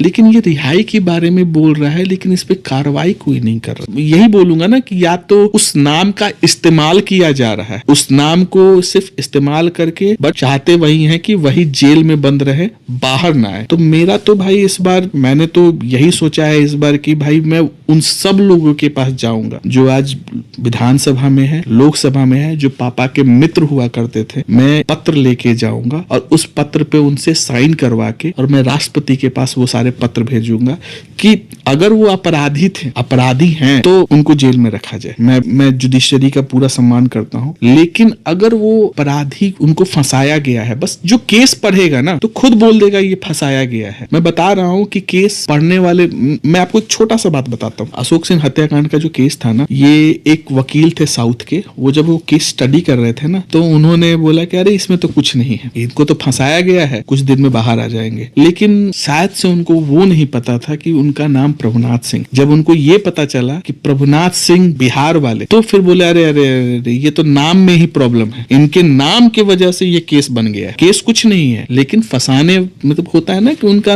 रुतबा जैसा है लोगों को। अब पहले जब हम जाते थे तो कोर्ट में भी चर्चा होती थी, आरजेडी सांसद, पूर्व सांसद आरजेडी। अरे भाई आरजेडी में 14 साल रहे, 17 साल वो बीजेपी में भी रहे, उसका चर्चा ही नहीं होता है।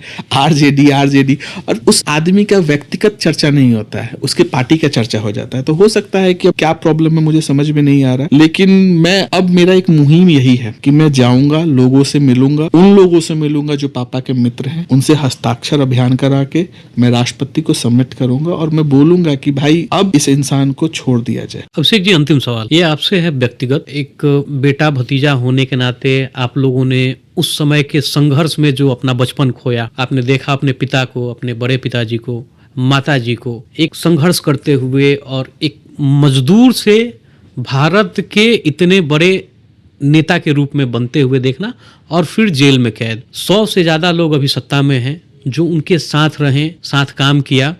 और आपके पिताजी के मृत्यु के समय देश के बड़े बड़े नेता आए, बृजभूषण शरण सिंह भी आए थे, ऐसे कई लोग आए और उन्होंने बताया कि हाँ हम साथ वाले लोग हैं। अब इस अवस्था में जब उम्र इतनी पार कर चुकी है उनकी, आपके पिताजी का देहांत भी जेल के अस्पताल में हो गया, बुरा नहीं लगता है आपको कि क्यों नहीं वो लोग साथ दे रहे हैं? चोटता नहीं है मन को कि आपने उस संघर्ष में आप लोगों ने अपना बचपन खत्म कर दिया? बचपन में आप लोग एक आम बच्चे की तरह आपने जीवन नहीं जिया, डर के साए में आप लोग घर के अंदर रहे, क्योंकि जेल के बाहर लोग प्रोटेक्शन देता था, वहाँ आर्मी से जिन लोगों ने लीव लेके आके और प्राइवेट आर्मी बने थे उन लोगों ने प्रोटेक्शन दिया। और आज जब सबके साथ देने की बारी आई तो सारे विधायक और सारे सांसद अब साथ देने से मुकर रहे हैं। कितना बुरा लगता है। देखिए ये तो आपको पता होगा कि जनता पापा के साथ है, ये तो चुनाव ही बता देता है। हर चुनाव में उनका नाम लिया जाता है और उनके लोग जो मेरे पापा के हित में बात करते हैं, एक लालसा में वोट देते हैं कि चुनाव जीतने के बाद भाई ये आदमी सदन में जाएगा और प्रभुनाथ सिंह को बाहर ले आएगा। लेकिन चुनाव के बाद पता नहीं 5 साल बाद फिर से वो चुनाव आता है और फिर से वही कि न्यायालय का प्रक्रिया है, लेकिन हम लोग संघर्ष कर रहे हैं और लोग उसी लालसा में उनको वोट दे देते हैं कि भाई आप इस बार जाएगा तो रिहा हो जाएगा। उम्र हो गया, 72 साल की उम्र है। मैं बिहार सरकार, बिहार में डिप्टी सीएम सम्राट चौधरी, मेरे पिताजी ने तो उनके पिताजी के साथ शकुनी चौधरी के साथ बहुत अच्छा संबंध रहा है, पारिवारिक संबंध रहा है, वो लोग हैं। उन लोगों के पास भी मैं जाके ये मुहिम चलाऊंगा और लोगों से उनसे ही मैं रिक्वेस्ट करूंगा कि कोई तो संशोधन होगा कि अशोक महतो को किस बिना पे बाहर निकाल दिया गया, परमेश्वर मुखिया को किस बिना पे बाहर निकाल गया, और प्रभुनाथ सिंह इतने बड़े क्रिमिनल बन गए कि उनको जेल से नहीं निकाला जा रहा। कुछ तो है पीछे का बैकग्राउंड जो कोई उनको रोक रहा है ये सब करने से। अब इसमें कौन है मुझे नहीं पता, बट हाँ कुछ लोग तो जरूर है जो नहीं चाहता है कि वो जेल से बाहर है। तो चलिए, ये थी प्रभुनाथ सिंह की कहानी, एक मजदूर से भारत के इतने बड़े नेता बनने तक का सफर। और अब प्रभुनाथ सिंह जेल में हैं। लोग उम्मीद लगाए बैठे हैं, समर्थक उम्मीद लगाए बैठे हैं कि कभी ना कभी प्रभुनाथ सिंह बाहर आएंगे।